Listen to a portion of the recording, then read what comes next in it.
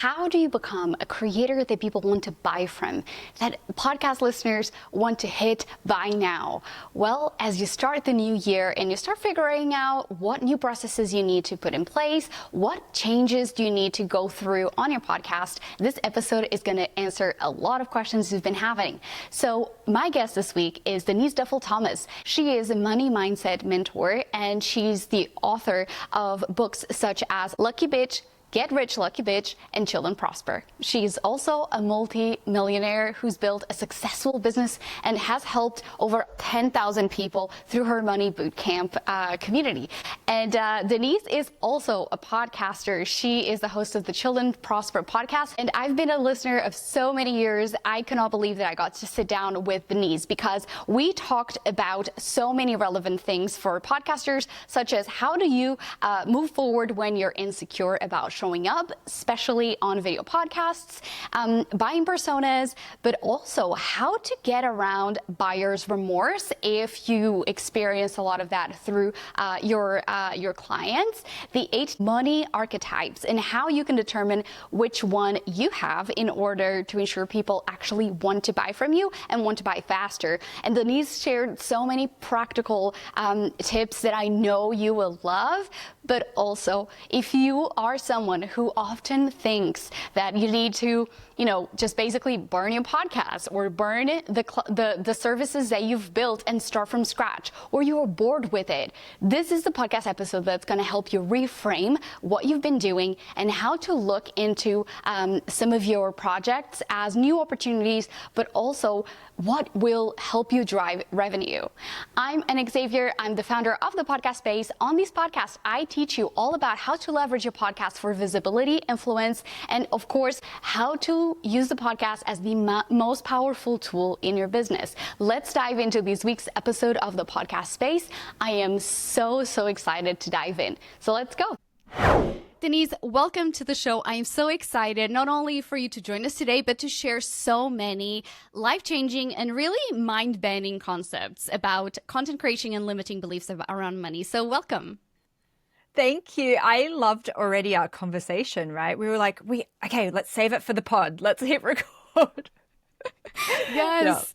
Yeah. I mean, there's so many really good intersections between your audience and mine. And so I know that people in my audience are going to be thinking, this lady is reading my mind, because the way that you've worked with creators for you've been creating content since 2009. So for a long time, you get to understand how people think and how money blocks truly hinder our impact. But you are a podcaster as well, and you work with many business owners who are creators as well. What would you say are the kind of like the top 3 biggest blocks that you see time and time again? Well, I think one of the first ones is, who am I to do this, right? Who am I to tell my stories? And that can be such a huge one. And I think sometimes too, it seems almost a little bit narcissistic to talk about yourself or to create content. And I think that's a big burden that people have to get over, is especially, and I'm curious if this happened to you, if you got into trouble at school for talking too much. Ma'am. Yes, 100%. They were like, enough. Even as an adult, I will get it. But I'm like, look, I'm paid to talk. Like, this is all turned around. Right? But yes. And it feels like, am I allowed to do this? Because I think so many of us have shame about maybe talking too much, being flaky, being a creative, being a dreamer. There's a little bit of internal stigma, I think, that we have to overcome here. And to say, my voice matters and it's okay for me to do this. That's a big one. I also think there's something there about like it not being real work. Right? And that is a huge money belief that I see a lot, is that we have to work really hard to make money. So when you are in a creative field, especially now when there's so many people who make money out of being an influencer, like an entertainer kind of type creator, that's just like, is this real work? Am I allowed to get paid for it? And then of course that then goes into every part of monetization, is that you feel guilty about it, because it doesn't feel like real work, especially if you love what you do, right? And then I also think that underpinning that sometimes is procrastination and getting stuck on perfectionism. This has to be perfect. And I'll see people who will start a project like a podcast, and it never actually gets published. And that sometimes is part of being a creative, is that you have that shiny object syndrome. But I also think there's a massive fear that people have of putting themselves out there. They fear getting criticized, saying the wrong thing, somebody giving personal criticism, especially if you want to be on video, of for women too. I see people go, well, I'll wait till I lose weight, or I'm not pretty enough, or I'm not sexy enough, or I'm just not right. And that's usually the thing that people love us for, right? Is who we are.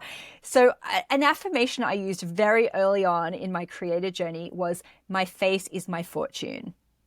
My face is my fortune. Not because it's like, oh, I have to be the prettiest, because I thought, I know if I show up and I just show up honestly and who I am, then people, like, they'll like me, and I just thought, don't shy away from putting your face on things. Don't shy away from just showing up, because that's the thing that people get to know, right?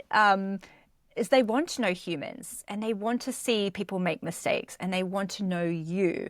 And that is usually your differentiator. So anyone can steal that affirmation and just put, my face is my fortune. My face is the fortune. The more I show up, the more money I'll make. I love that. And there were so many things that you were talking about. And because I've listened to your podcast for maybe about 2 years now, I kind of there's a lot of wheels that I was like, oh yeah, I remember an episode you did on that. And there was one that you referenced recently that it was about be a contributor, not a guru. And I think that as an expert who works primarily with women and underrepresented communities, they are really struggling to show up because they're like, I have to know everything about it. Otherwise, I am not worthy of taking space. And I think that there's such kind of problematic rhetoric around that, right? Because people just feel like if I make a tiny mistake, that's it, that's the end of my business, because I have to show up. And to that point on, I have to put my face out there and it's uncomfortable. The amount of times that, I show up as myself and I make mistakes and I share with them, the engagement always goes up when I'm talking about things that are not my expertise. They are more relatable when I showed up flawed. And this is something that you talk about a lot, right? The fact that, you're just figuring out as you go, and you still built a multi-million-dollar business. And, there's still things you're like, oh, I'm not sure. And I think the more transparent it is, that show, or just everything about our business, the better it is for connecting. And one question that I have here that is not on my notes, but I was like, because of ChatGPT and because of deepfakes, I find that we're living in a recession of trust, audience trust. Oh. And so we're really struggling to sell. Sales cycles are way longer. And so a lot of times for a lot of creators and podcasters, we keep showing up, and that's what's going to get us closer. But I'm very curious on your opinion, because you've been working at this for a long, long time. And what are your thoughts on that? Oh, I have so many thoughts. Okay, first, just rewind a little bit, because I think sometimes it's a procrastination tactic of wanting to know and be the expert. Yes. And I did this myself. I remember thinking, I want to talk about money. So does that mean I have to go back to university and get a finance degree? Even though I don't talk about that, and I'm very honest with people. I say, I'm not an accountant. I'm not a financial advisor. So I'm not going to give you financial advice. Where I am going to talk about is mindset, and I'm coming at it from a student's perspective. I'm a student just like you. So let's be curious together. And I think that's the key too, of going, okay, I don't need more certificates. I'm never going to feel ready, no matter how many I have. And this is a particular money archetype that does it. I know you want to talk about that later. Okay, yes. Yes, but you're never going to feel ready. And I think if you're honest, you said transparency. I think that's a key word. I think that's always helped me to say, I don't know all the things. And I think sometimes we feel like we have to be very broad, and we go, I need to know the whole life cycle of what's going to happen for my client, instead of just going, you know what, I'm just going to focus on this little bit. And if you are a beginner, you don't have to pretend that you know the whole journey, because there are always people who need to hear a beginner's mindset. And I look at this when I first self-published my book, Lucky Bitch, in 2011. And it's gone through a couple of versions. And recently I thought, oh God, there's things in there that make me cringe so hard. I want to go and rewrite the whole book. But I know I shouldn't, because it captured a time in my life where I was maybe a little bit naive and delusional. And that was the energy I needed at that time in my life. And there'll be people who will need to hear that version of me, not the version now who maybe is a little bit more experienced and seasoned, skeptical or seasoned, because I will go back and I will soften it. I will ruin that book, really, if I try and do it now. And so when you think of like that, you go, I can't write the books that I'll write in 3 decades from now. And that version of me can't write the books that I can write now. And insert book to podcast episode, content, whatever, right? And that's the beauty of it, is like you're only capturing a time in your life, and you can only know what you know now, right? So be transparent about it. Sometimes we have to be very mindful as content creators as well. What's our scope? What's our area of expertise? Where are we veering into places where maybe we shouldn't? And I think that's hard when especially if you have a busy brain, like we go, oh, I can talk about that. Oh, let me figure that out. Instead of going, this is going to be my wheelhouse, and I'm going to just be honest about what that is. This is why I call myself a money mindset mentor, by the way. It's a very deliberate thing for me, because people would say, oh, you're an expert in this. And I go, look, I'm a student in this too. So I mentor people through it, but I'm not an expert, right? And it was a very helpful distinction for me to make, to say, like, I'm not even coaching people necessarily on this, because it's not a one-to-one relationship. But I think those things can really help you to go, of course I don't know everything. I don't. And that's okay. And this is what I do know. And like, let's figure this other stuff out together. So that's been really helpful. What was the other question? Because I rewound a little bit, and now I'm like, oh, I think I was talking about the guru, like being a guru versus not being a contributor, not a guru, and knowing everything. I think we got around to it. My squirrel brain is like, I don't know, Denise, that's the truth. It was good stuff. But one thing that you did mention that I thought it was really interesting at some point was, when people show up, they come also from the standpoint of I personally hate the fake it until you make it. And what you were talking about, how when you look back and you're like, actually, I'm not going to touch that, because I find that when you talk about the fake it until you make it, like in that perspective of you always have to keep fixing your work to match the expectations of what you've done today. I find that negates the power of the actual journey and where you are, and the power that it is just going through the process. And so the fake it until you make it, I'd rather go do it until you make it. There you go. And I think that is really important, that people really think about, like, you may not hit your money goal right now, but you're learning valuable lessons through your content, and that's going to make that connection with your audience, and weaving into the trust recession with our audience, and how important it is that we keep showing up. There you go. Yes. Okay. But I actually know what you're going to say now about how you said the sales cycles are longer. I disagree. Right.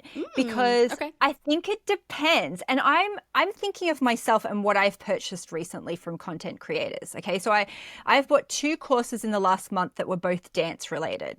So I do adults ballet, and I love learning about ballet. I did dance as a kid, but ballet is still quite new to me. And so I'm consuming all this content from ballet dance creators. Right. And I bought a course recently from somebody that I would say the sales cycle was 3 days, and the other person, it was maybe half an hour. Oh my gosh. Never seen them before, never followed them before. So what had happened is I was Googling stage makeup, right? And I saw this lady, and she had a stage makeup tutorial. And I was like, it was a really great, evergreen kind of video. And then I was like, oh, I'll follow her on Instagram. And so I followed her. And so, of course, I I went to her profile and I was looking at a couple of her videos and I went, oh my God, she's not a makeup expert. She teaches ballet exercises from like a physio point of view. And as I was scrolling through her feed, I went, I need to get a little bit tighter on my feed because I'm literally going and watching every single one of her videos and they're all on the exact same topic, which is, you know, injury for ballet dancers basically and doing exercises for ballet dancers. And she didn't give away tons and tons in each video, but each one was a very specific thing. And I was like, oh, I could get tighter on this because if someone comes to mind, I'll probably have a few random things. They'll go, why is she doing this? Why is she doing that? And then I went, I wonder if she's got anything for sale. She wasn't even pitching me in any of these things, but she was showing herself as somebody who was an expert. She wasn't perfect. She didn't have like a perfect ballerina body. She wasn't like, you know, she wasn't a full-time dancer or anything like that. And so it was very relatable. But imagine if she had went, but I'm not a professional dancer. I don't have a perfect body, so I'm not going to create this content. Right? But I was going through each one going, wow, she really knows what she's talking about. Wow, she's really talking to me as like an adult ballet dancer. Oh my God, her content was so clean and targeted and I was like, I wonder what she's got for sale. I clicked to go and check it out and she had a course and I bought it. And that was over the space of like 3 days of just like binging her content. Okay, I think of lessons in that. They may tie in with like the money archetypes, which we'll talk in a second. But I think that I really want to make sure that we talk about one thing that for podcasters, and something that I mention on these podcasts a lot is listener behavior and the listener experience from the standpoint of a new listener versus a recurring listener. And how we need to optimize for both. And many podcasters who run a business are like, yay, I'm doing all the mentioning my products and services on the show, or not at all, which is the trend. But when it's time to look at the sales, they go, I'm not making any sales. And I find that when I work with podcasters, I work through the whole marketing. So I see the intersection of the show with their social media, or at least the two channels that they use the most. Of course, the podcast itself and their website. And more often than not, there is a disconnect and there's a few things missing, which kind of ties in with something that you did a few years ago that it stuck with me because I was like, one, you're putting your money where your mouth is. And second, you use that for content. And I thought that it was so good. So would you mind sharing with the audience what you did, Denise? Because I think it was so cool. So I think this was maybe the first year of the pandemic where nobody knew what was going to happen to anyone's businesses. And I think everyone really, really panicked. And I felt like I was an airline stewardess going, it's just turbulence. Everything's going to be okay. And I was freaking out too, right? I was thinking, oh my God, what is going to happen in this space? So I said, look, I'm going to spend $5,000 today in our community. If you've got a course, post the link. And actually what was fascinating, a few people would say to me, I was kicking myself because I didn't have anything to sell. And I always say to people, like, you know, there's always something that you can sell. Whatever you teach, whatever you do, you can always put it into a course or an ebook or something, right? So that was a big lesson for a lot of people because I was like, it's today, put the link in.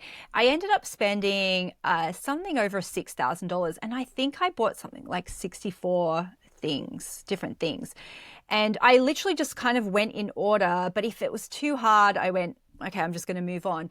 And I didn't intend to necessarily write about it, but as I was clicking through so many people's things, I noticed a few really annoying things. This is my life as a Virgo though, so it's so painful because everywhere I go, I'm just like, why is this process so inefficient? Why are they doing it like this? When I was giving birth, I was like, this is a design flaw. What? This is a design flaw. I was so angry about it. So I was like, oh, okay. So a couple of things happened. One, people's websites were all over the place. And I've done this myself. So nothing that I'm saying is something that I haven't done myself. You know, there was a trend for a while where websites got very designy. Mm-hmm. And sometimes this still happens where the font is fancy font and you cannot read it Yeah. not mobile optimized. So many people are buying on their phones, right? Making it really difficult to find, what do you press now? Like, do I add this to cart? Where's the cart? Where do I go now? Like the there were some buttons people not actually saying like buy now, right? Like that was one of the things that you mentioned is like, what is this? Yes, and there was a trend for a while where it was like, instead of putting buy now, it was like, take me there, change my life, and sometimes that stuff can be really cute and quirky, but a confused mind says no. And that is such an important thing. Who is this for? Is this design stuff to make me happy? And I have done this. When I rebranded a couple of years ago, when I was doing like Lucky Bee branding, there was like bees would fly in, like there was animation. It was so cute. I loved it and it was beautiful. But my conversions were going down because it confuses people. Do I click on the bee? Do I click on the buy now thing? Like, where do I go next? And then when people's websites weren't mobile optimized, funky things would happen, and I'd be like, where do I go now? I'm, 45 now. I'm like, what's the font size? Where's up the font magnifying size, right? If your audience is over 40, you have to up the font size. Too many pictures, things loading badly, all this kind of stuff. Even things like, payment systems. Have you noticed now too, when a website has Apple Pay, I'm like, oh, thank you. Yes, I can just go 100%. click, done. Thank you. Whereas if it's like, I have to find my credit card, oh my God, there's all these extra things. Even on thank you pages, I'm very intentional about what I put on my thank you page, because my target audience is a particular archetype, and which we'll talk about, they get buyer's remorse. So on the thank you page, it was like no information. Oh, gosh, how do I get my thing? What happens next? And it will be like, oh, it's in your email, but like things go missing in emails, right? So there was just so many things that I wrote this big article about it, which people can still find. I think it's 64. I bought, 64 courses, and this is what I learned. But broken links. We talked about this too, is that if you have a big bulky business that creates a lot of things, sometimes you don't notice that things get outdated, or they have broken links, or your payment system's not working. I actually emailed a company. I bought a tutu recently, and like I tried Apple Pay, it didn't work. I tried GPay, it didn't work. And so I was like, oh, and it just kept on timing out, and it would have been very easy to give up and go, not meant to be. And if there's just something in someone's mind where they go, oh, I felt guilty anyway about spending the money, so the universe is obviously telling me to no, right? And so when I finally then used a credit card, I emailed them and said, oh, just to let you know, like this is what happened to me, just in case it's a systemic issue that they don't know about. Right. And you have to check those things, because not everyone is going to email you about it. Not everyone is going to tell you what their user experience is. They just won't buy. Right. I love everything you said, because I think that, oftentimes we get too focused on, what is the copy saying? And I have to use the most up-to-date, whatever, or the newest camera. And I'm like, are your basics in place? Like, I think that has to be something that is super important, high priority, but also make it easy for people to buy from you. I have links directly to work with me or to book a discovery call within my show notes, within my articles, because people have different user paths. Someone who is Googling something or going on ChatGPT or going on YouTube or signing up to a newsletter, they need to be able to buy from you. And I find that sometimes podcasters are like, this podcast is already so much work that they're like, when I get to that, like, oh, they'll get to it. And I think that sometimes, people really miss those really simple elements that make a huge difference. So thank you for sharing that. I thought that was like such a practical way for people to really think through their customer experience. And let's talk about the money archetypes. We've been highlighting them a little, sprinkling throughout the episode. So this is something that I want to talk about, because even though you didn't come up with that, but you are certified in the Sacred Money Archetypes. And this is something that got me thinking a lot about who I am as a creator, how I spend money, and how I can really empathize with my own listeners and customers from the other standpoint. So Denise, take it away, because I think this is going to be perfect. It's so fun. So I certified in this. Kendall Summerhawk created this amazing program. And then I created a business program around it. So you can, anyone, by the way, listening can do the test for free. So go to denisedt.com/quiz. And you can find out what your archetype is. Now, this was a game changer for me personally, because I didn't realize I was a ruler. And rulers can be workaholics. They can reinvent the wheel all the time. They feel guilty if they're not working. And also they can very much overwhelm their clients, which is exactly what happened to me. One of my courses, their refund rate was going up, and I didn't realize why. And it's because I'm a ruler. I put too much stuff in. People would join and they would feel very overwhelmed, and our refund rates were going up. So I had to strip everything down, right? So anyway, that's just why, like, for me, it was a game changer. And then when I certified it and created my course around it, what I realized too is that everyone thinks that all of their customers think like them. And this is the big problem, right? Because we create things for us. It's fine if your clients are you. That's totally fine as well. But often we don't think about it from the other archetypes. So there's 8 archetypes. The first one is the accumulator. So these are the people who can be quite skeptical and quite slow to buy. So when you were saying about longer sales cycle, sometimes accumulators will take a year, 2 years to buy something after they've seen it, because they want to do their pros and cons lists. They want to wait for a sale. They are second guessing it. They feel really guilty. So when they buy, you actually have to do a lot of after customer sales service, because they get buyer's remorse and they're not afraid to ask for a refund. So on my thank you pages, I will be like, you have made a great decision. Here's an extra gift for you that you can access straight away. Here's exactly what's going to happen next. Here's the link to join our Facebook group, because I know that people are less likely to ask for a refund if they're in our customer group, even if they have, a tech issue later on. And I also have testimonials on my thank you page. So I'll be like, I know you're feeling, it's so good, isn't it? No one does it. I think that's such a genius idea.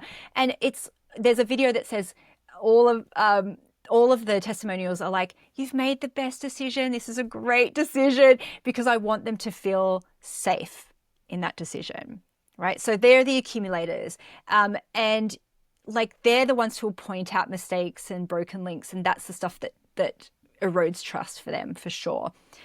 Which can be tricky because we sometimes make mistakes, right? So they're the accumulators. The next ones are the alchemists. And these are the quintessential entrepreneurs with a bit of a squirrel brain. And for them, you have to make things really easy, because their attention span can be so limited, right? So the alchemist will just jump on an idea. They'll be like, oh my God, I'm going to go buy the domain name. I'm going to buy the thing. I'll buy the course. They actually don't need like a lot of information, and big, long sales pages with tons of information will, by the time they get to the end, they've probably clicked away to something else. Yeah. And for them, it's all about excitement, interest, something new, something that's quick, like and something dopamine. That's easy. Absolutely. So for that, make sure it's very easy to buy on phones, and there's that instant gratification of, here's your stuff straight away, and it's short, sharp, easy. And you can talk about this from a course creation place as well, of like what different learning styles people will have. But for buyer behavior, it's usually instant gratification kind of stuff for the alchemist, because they're just so full of ideas and excitement all the time. The next ones are the celebrities. So these are people who love prestige. So sometimes their buying behavior is based on exclusivity, because if everyone has it, or if it's a bit like mainstream, it's not exciting to them. So that's where that marketing of like exclusivity, bespoke, just for you. And sometimes that's literally a celebrity factor of how are you going to showcase them? how are they going to have their life enhanced by this? So, of course, high-end prices and lots of personal attention and all that kind of stuff can be great for the celebrities. The next one are the connectors. So often for connectors, it's like storytelling, meaning, deeper meaning. Some connectors love to hear who else is in the course. Who else has done this? Who else has purchased this? Who am I going to be friends with? If it's an event, who else is going to be there? Who are the speakers? And I remember absolutely pissing off connectors one time because I said in an email, oh, here's exactly who I have on my team. And then they clicked over to the article and I was like, I have this person and this person, but I wasn't naming them and I didn't show their photos. And I didn't mean to. It's just that I thought they don't want to be like on my website, and I wasn't excluding, but it was like this thing of connectors going, but I want to see their faces. Who are they? I was more talking about it from a role point of view, which is a very ruler thing as well, right? Of going, I have an accountant and I have this, and this is the role that they do, not who the actual person was. Does that make sense? Interesting. And that's really important for connectors. It's like, who is it? What's the deeper meaning? Who am I going to get to know? And this is when that know, like, and trust factor is so important, I think, for connectors. And that is where it's like sharing your humanity, sharing your stories. Who are you as a person? What are your hobbies outside of your business? Who are your family members? They want to know. Who's your cat? Because the connectors are the ones who not only do they know all their friends' birthdays, they know their friends' cats' birthdays. Right? I love that. And so, I love that because, a lot of people think that they need like social proof, and there's people who will want more like the data, and people who are like, oh, if this person who I associate with wealth, whatever it is, like high performance, if they're there, I'll be one there. And I love these examples because they're so good. Please carry on. This is just like, it's not that at first I'm hearing this, but I'm just like, this is great. It's so fun, right? Okay, so that's halfway. So the next one is the maverick. So actually, testimonials don't always work on mavericks. If something is too popular, they're like, no. If you give too much information, or if you use any kind of marketing that's like, you should do this, they've got a bit of oppositional defiance, right? Status quo defiers, yes. Exactly. And for some mavericks, it's very much they're rooting for the underdog. So sometimes the scrappier your stuff is, the better. They want to feel like they're helping someone get started, or they want to see something in its raw form, which would absolutely be annoying for an accumulator because they want it to be perfect, right? So mavericks is definitely impulsivity, excitement. Sometimes it's newness. Sometimes it's something that maybe is a little bit unconventional, right? And you can't tell them what to do. So it's tricky. You can see already on a sales page, how do you please all of these people, right? Interesting. The next one is the nurturer. So the nurturers are ones who they're not thinking about themselves and they feel extremely guilty buying for themselves. They might have imposter syndrome, confidence issues. So you can see that the sales process would have to be a lot more reassuring, kind, maybe a little bit slower, not a lot of crazy deadlines. And also it's like the messaging is, this isn't just for you. Who else is this going to impact? And so they might not be buying for themselves. They might buy because they want to be better for their clients. They want to know how they can help more people or change the world, but they're not going to do it for themselves necessarily. So there's a lot more permission. Then you have the romantics. So romantics are all about, they just want to live a nice, easy life. And so everything has to be very easy for romantics. And I know this in my courses. The romantics in a 6-week course will show up in week 5 or 6 and they'll go, hey guys, what's happening? And then they'll just go, oh, that's what we're doing. Okay, cool, I get it. Yep, cool, thanks. And the accumulators are sitting there going, I've done every piece of homework. I have gone to every call. I've ticked off everything. And the romantics can be very easygoing. They just want things to be lovely and nice and easy. So again, very easy payment systems. Buying on your phone might be an instant gratification purchase. It has to look good and make them feel good. It has to be easy, and that would be maybe easy wins. extra little bonuses and little fun things to give them that dopamine hit. And then you have the rulers. So rulers don't need external motivation to buy. If they want something, they will buy it, because especially if it helps them make more money and if it's for their business and they can justify it that way.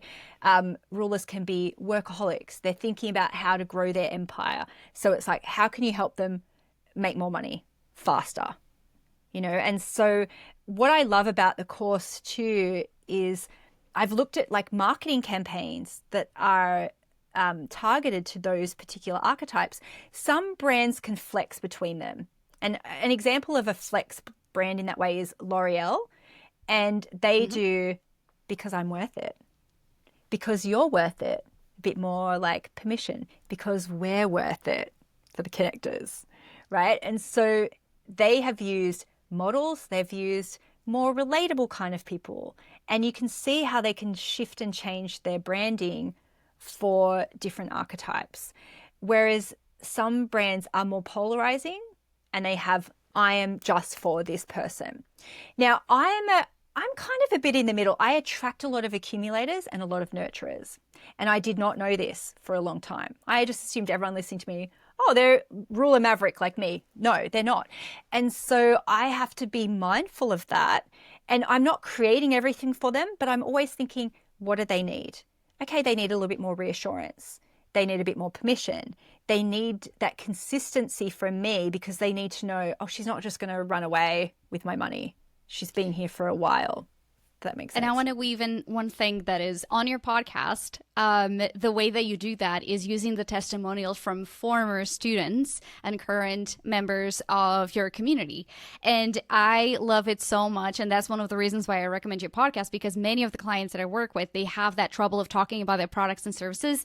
They feel like they need permission, that they're like, no, it's like they're here for free content. And I'm like, how are they expected to buy if you don't talk about it? And then alternatively, you can have your former clients, current clients, record testimonials. And I think that that is such a powerful, because not only it's not you just saying, hey, come, and you do that, you do invite people to go and check it out in the beginning of the episode. But then those are those breaks in between the episode. You have, I think, 2 or 3, and then you have like those testimonials. And then what is important to note for the listener right now is that your clients will use the language that resonates with other clients. It's not your language, because sometimes it's the curse of knowledge we get.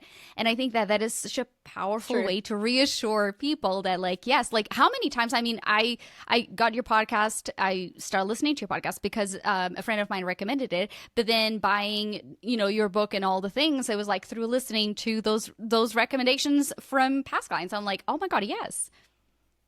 Well, and this is where not all our clients are like us, because I don't need testimonials to buy. If I want something, it's usually like, okay, I'll go do it. But like I know other people do, right? And so it's not my natural way. And I think sometimes people can get stuck of going, well, I don't need it, so I'm not going to offer it.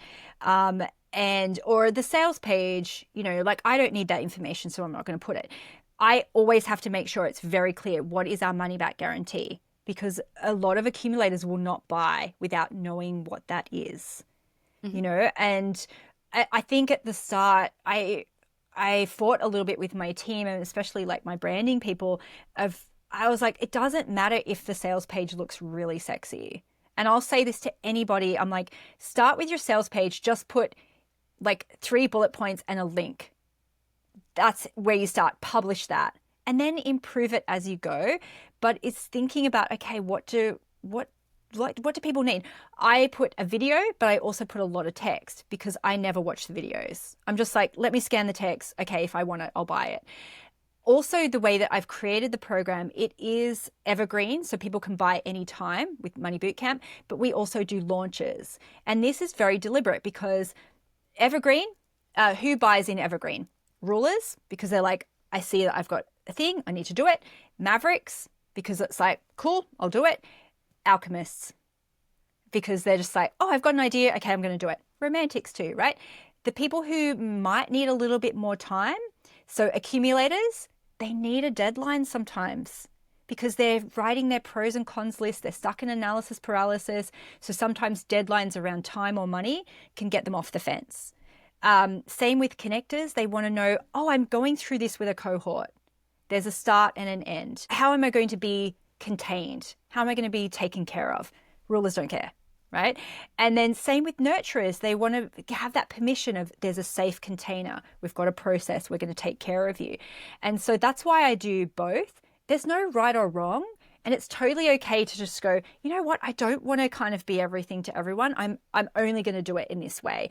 And if you do that, you have to go, okay, who's going to buy and why? What's going to motivate them? Because it will be different for everybody. And that's why I have to look at everything through that lens when I give advice too, right? Because I'll say to people, batch your podcast, batch your content. And every archetype will have a different excuse or a reason why they can't do it.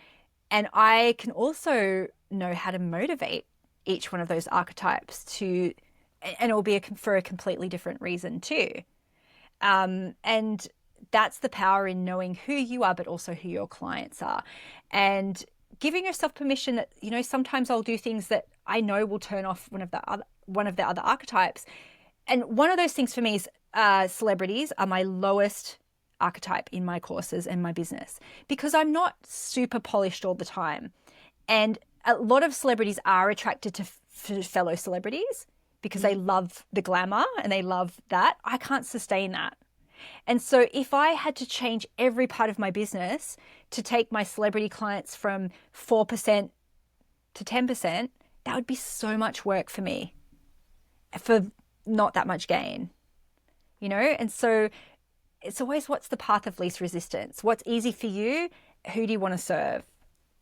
I love everything that you said. And one of the things that I did in my business was really asking the person on the other side, how does your brain work? Are you neurotypical or neurodivergent or neurospicy, however people like to call it? Yeah. Because the conversions really changed, because I was like, why are people buying power hours? And 50% will implement stuff and others will be like, I can't do this. And I was like, oh, accountability. And the moment I started thinking about like, how do they best operate, and asking them in the sales call, what was it that they like, where was that they put themselves in, that really started changing things. So I do understand what you're saying about, you know, understanding their thought process will help you become a better content creator and a better business owner. And I 100% Absolutely. agree. One thing that I wanted to ask you was, is there a part of your overall communication strategy, something that like works better? So of course, like I'm like, wink, wink, the podcast, is the podcast doing what it should be? No, but for real, like how has the podcast shaped, because you've been an OG podcaster for a while. So it's not that it's just like, you know, data recently, it's just that has been part of your communications overall for a while. So what has been like the main channels? You know what, this has shifted over time. And I think the thing that's important for people to understand is it has to be easy for you. And it has to be, that could change over time. So when I first started in my business in like 2009, I actually did have an e-product in 2003, but let's not go there. But 2009 was when I heard, okay, you have to put something out every week. Like you have to do a newsletter every week. So in those early days, I wrote long form content, blog content, and it was hard. And same now, I find writing so hard, so hard. But I just made that commitment. I'm going to put something out no matter what. And then I realized, oh, actually making videos is quite easy for me. So I would get my head on a Monday. I'd make 4 or 5 videos on a Monday, just with a couple of bullet points. And then I realized, oh, I can turn those into podcasts. So my first podcast was actually just the audio ripped from those videos. I was putting them on YouTube, and they were maybe 15 minutes long, I would say. So that was my first podcast, which was, I think it was just called the Lucky Bitch podcast. I must have started that 2013 or something maybe. And then I can't remember how long ago it was that I went, I'm just going to do a podcast. That's going to be the easiest thing for me to do. I think it was probably when I was having kids, and I just thought, I actually don't have I cannot write long form content anymore. This is going to be the easiest. And that's when I decided to do it in a podcast studio with somebody else. And that's the reason why I don't have guests, because I like to batch my podcast. And I think logistically that would be tricky. And you batch like 10 to 12, right? It's a lot for most people. Yep. Yeah, so minimum 10. And it depends on when I get there. I usually kind of try 9:30 to about 4. And yeah, so if I have a little, like sometimes the other day I was like running late, so we didn't start till 10, and then I had to leave to pick someone up from ballet. So we only did 10 episodes, and I was like, I'm a loser. No. And some people do kind of think, how could you do that? I know in my brain, if I was to sit down at home and do it, I would be like, I'm going to go get a snack. There's like a package that just arrived. And so I do need to basically sequester myself in a room. And my production guy, he'll finish one and he'll go, okay, what do you want to call that? Okay, you ready for the next one? And I love that. That keeps me so accountable, because I go, okay, all right, I can talk about something. And so most of my podcast episodes come from like 3 to 5 bullet points. That's it. And I don't know, I feel like, again, I was born to talk. And I just think it's that not feeling like it has to be perfect. We have never, ever like cut anything. That is me from start to finish. And so he just puts in the ads and stuff like that. We have never restarted. Yeah, like that is very noticeable when you're recording. It's not like, it's literally as if we were having a conversation. And, if you make a little mistake, you just kind of like say that again. And I love that, because it brings that authenticity in, but also you're not taking yourself to just like, I could never, right? Like someone with all this experience could never. But what I love about it, Denise, is that it really shows that you know your audience through and through. And you can only talk that much, of course, like personality trait, but at the same time, if you know your audience so well that you know exactly how they think, that rebuttal that they may have because you said something, and then like it is so obvious, like, as of course, like I'm putting my like podcast strategist hat on when I'm listening to your show at the same time, but I can tell that you know exactly, like you maybe have replayed some of these conversations in your head, so you know where they're gonna get stuck, when they need more assurance. And I think that is one of the elements that most podcasters don't think about, that you need to understand. Again, going back to the archetypes, the more you understand your audience, the more every single facet of your business will be easier. And I think that is so important to think about. Yes, and I also think, like, I wish I could say I had a really great strategy, and I don't think I ever have. Same with my business and I've never had great funnels or anything like that.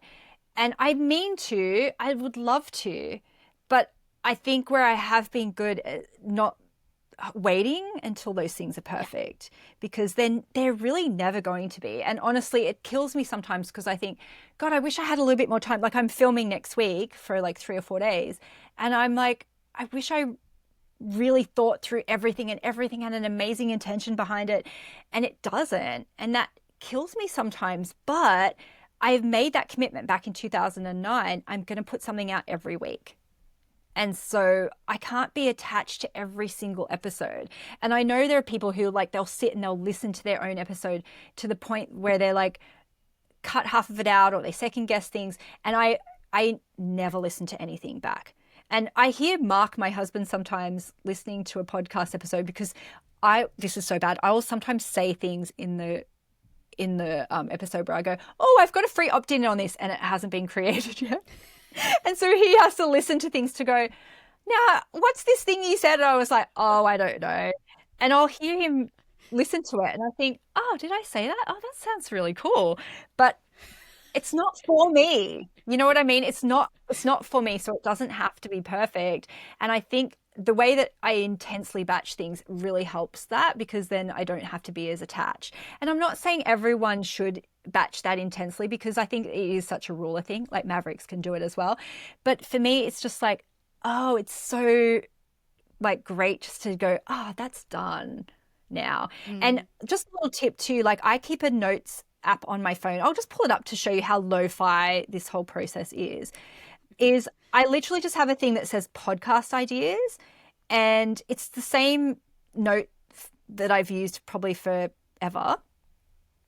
And I just keep on going. So I've got like September, October. October's even spelled incorrectly because I did It's just like, gotta get out of your head into paper. Yeah, and it just I says love that. childhood experiences that impact your money, contrast, allowance, parents. And then I just do a couple of little dots. So that's a whole episode. And then like this one, what are you really charging for? K-pop Demon Hunters, Hamilton and theaters, like just little notes. And I'll just like pull it up and go, okay, that's the next one. I love it. Let it rip. Yeah. But again, yes. If you didn't know exactly every element of your audience and understand them deeply as people, you would not be able to. Like, I see that. Like, I sometimes have to sit down with clients and I go, tell me more about your life. And then they're like, this thing. And I'm like, okay, let's go deeper. And then like, ask them and they're like, but this is obvious. I'm like, it is not. To your audience, it is not. So it does not come naturally. But I love that element of just like, okay, what are my strengths? Lean into it.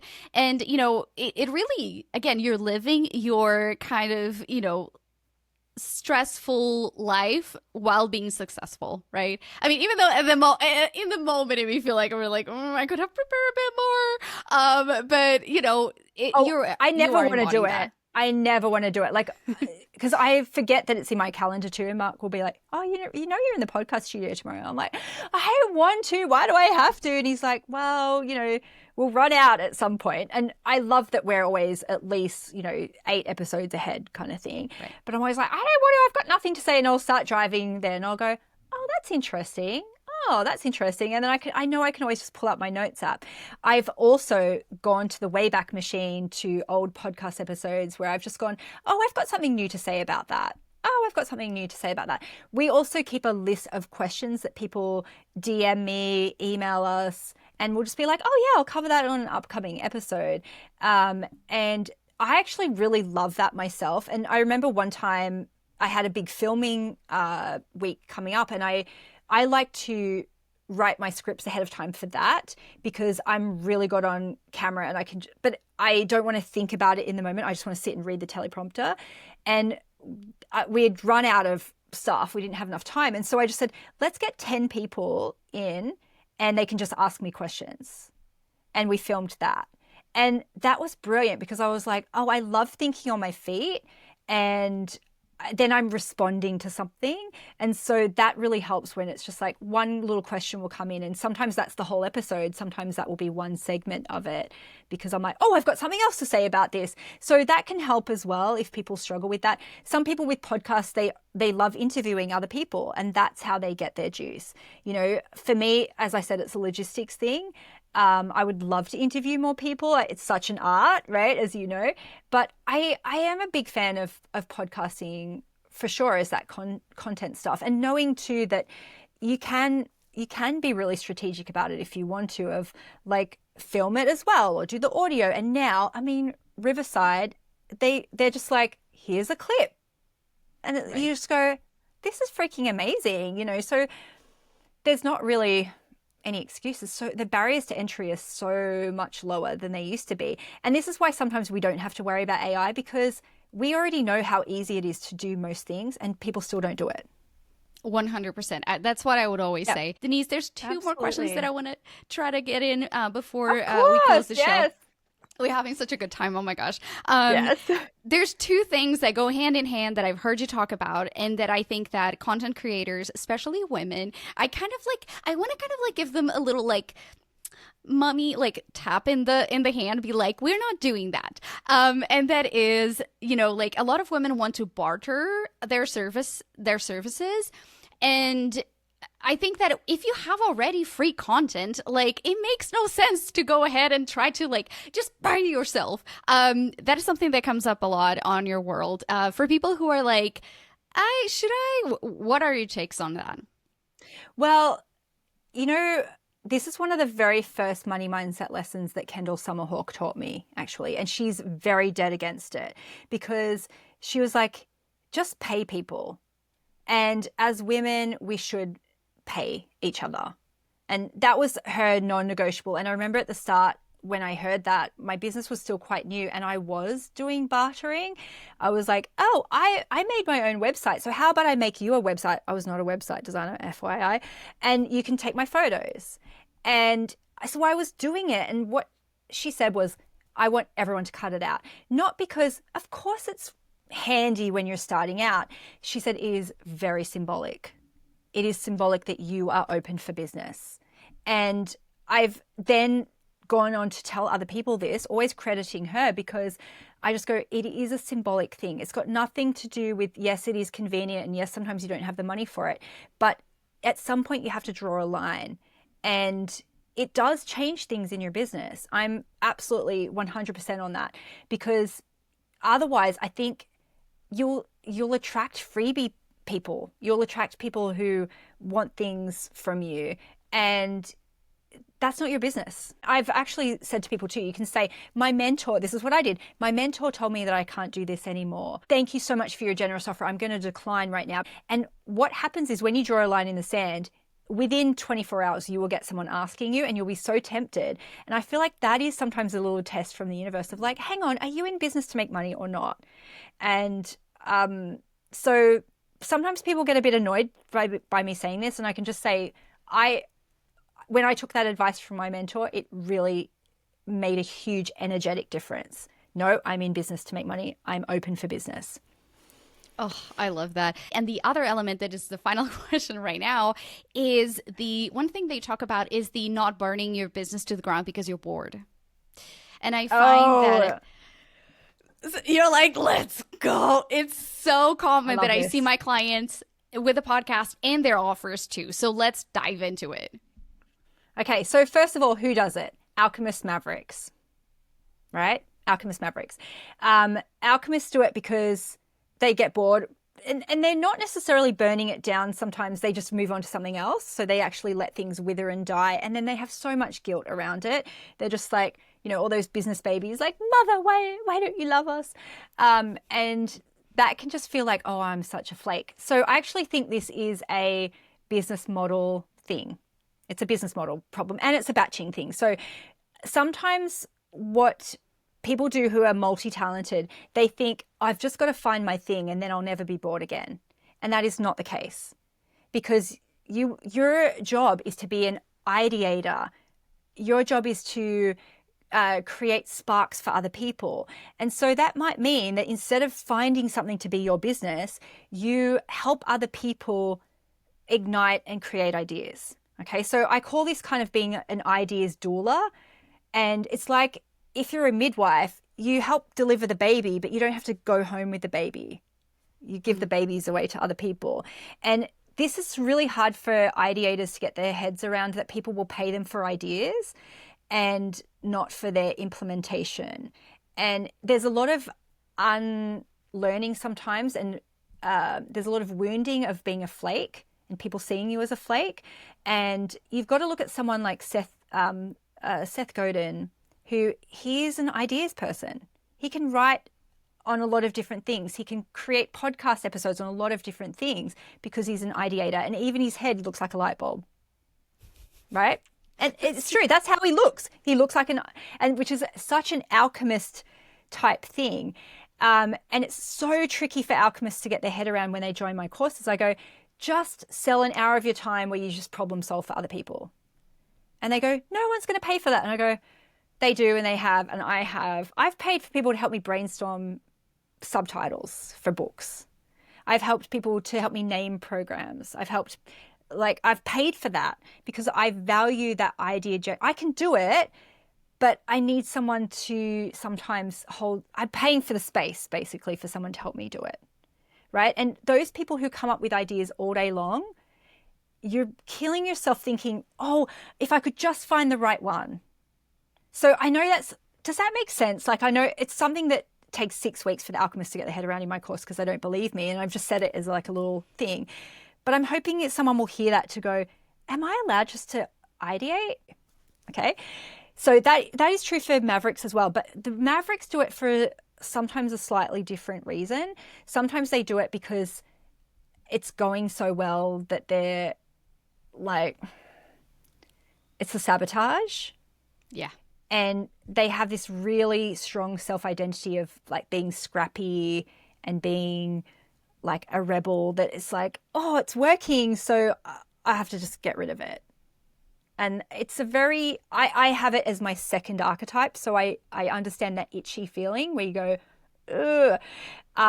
Sometimes it's a boredom thing for sure. Sometimes it's a rebellion thing. Sometimes it's also a business model thing too. So I'll say to Mavericks, do not sell a 12-month mastermind unless you understand why, right? Because month 2 or 3, it feels like handcuffs. Yeah, they're like bored. They're bored. You can still do it. You just have to be mindful of the ways that you'll sabotage it. Maybe, we pick a different topic each time. And because I have that maverick in me too, my money bootcamp, you pay once, you stay forever, but it's not a membership.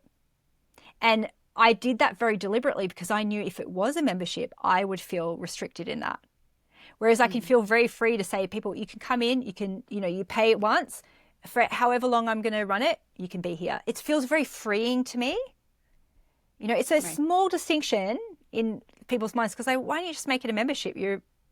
People have been around, but I'm like, no, it means the difference is everything to me because I don't feel trapped in it.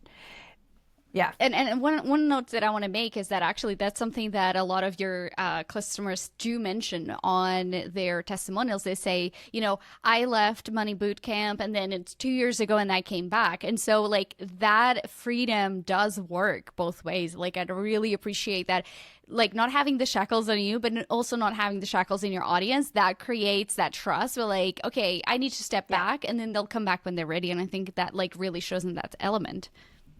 Yes. But also, though, the batching element for me is really key because I do it. I think that maverick thing of how many can I do? And so if you say to yourself, it's like, well, if Denise can do 10 in a day, maybe I can do 12 in a day, right? But if you had to do it each week, you'd hate it.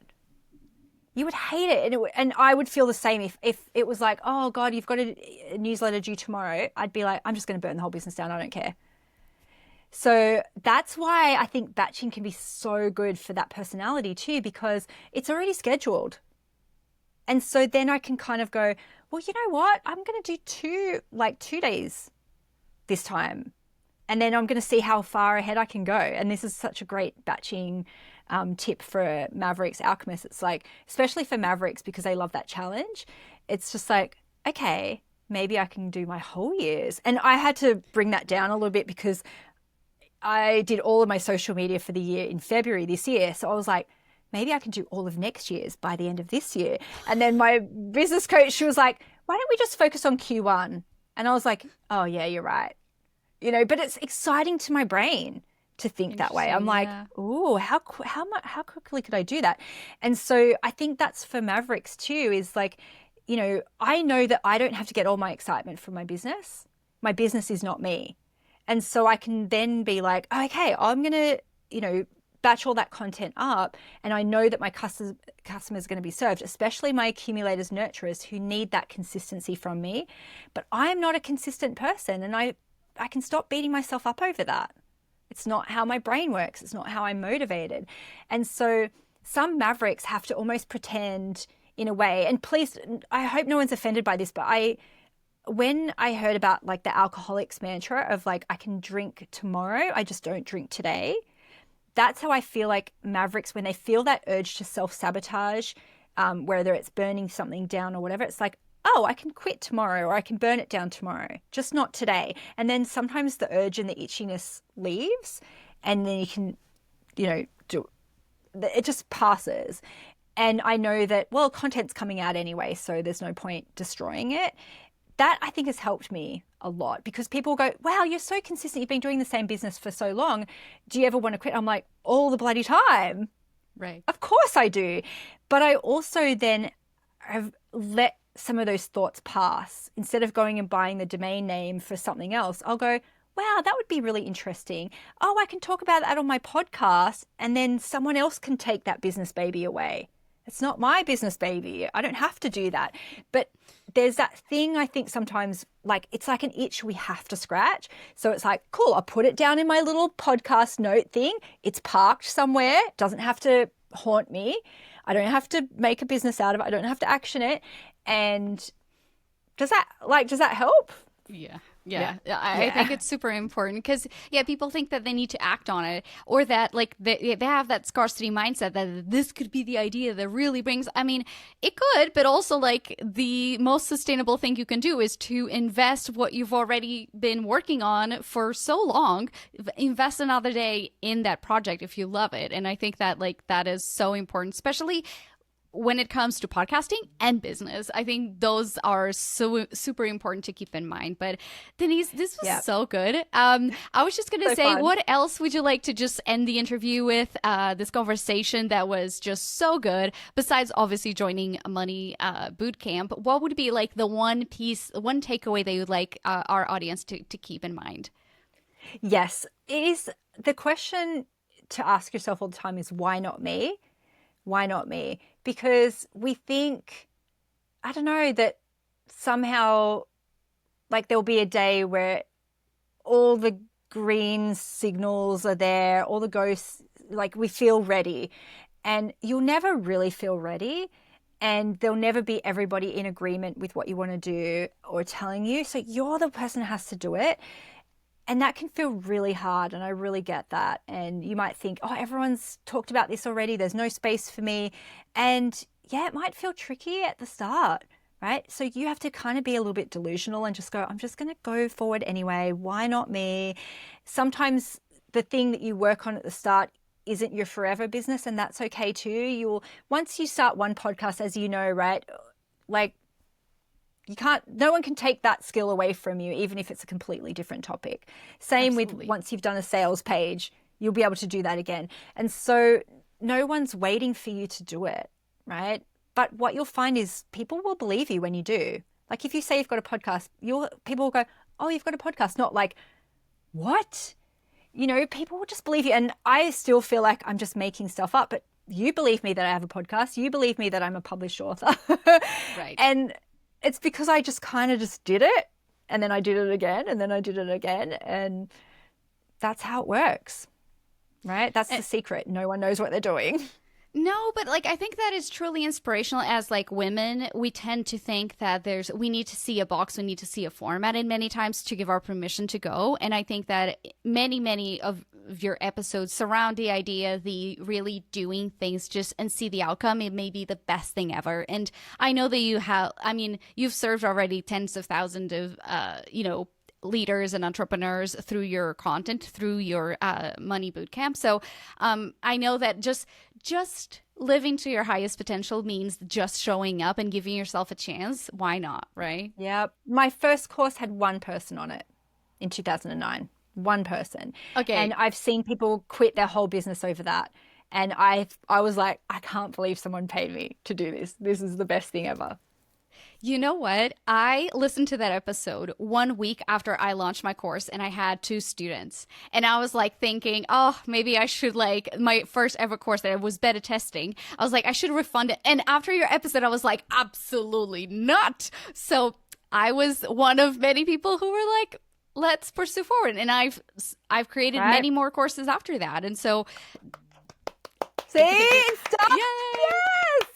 I've heard that so many times. People go, I think I should refund them. And I go, you have just planted a seed, and you have done something that so many people never even do. Most people, they procrastinate the launch so much. And even to launch something and have no one, it's so much easier the next time, so much less work, right?